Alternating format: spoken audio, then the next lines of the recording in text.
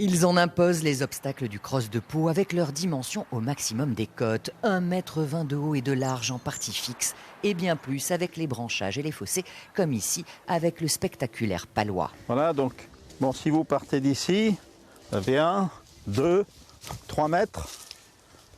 Et puis en hauteur, donc à partir de ce point-là, vous avez 145 de hauteur.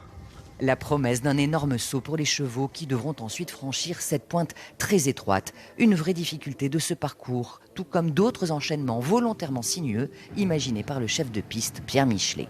Quand ils ont sauté celui-là, en revanche, par derrière, il y a une descente et un obstacle qu'on appelle une pointe, donc qui se présente en biais.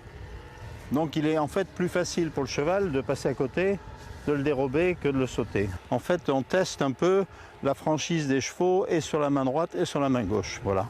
De savantes difficultés que reconnaît à pied l'anglais William Fox-Pitt, légende vivante du concours complet. Alors ici, fais attention.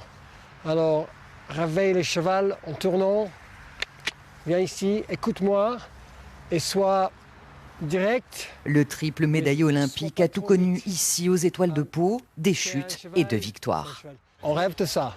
Ça, c'est le niveau le plus haut dans le sport. Et tout le monde, c'est le rêve de gagner. Alors, tout le monde ici vont essayer. Beaucoup de bons chevaux, beaucoup de bons cavaliers. Et c'est un concours sérieux. Et c'est la fin du saison. Et ici, on attaque.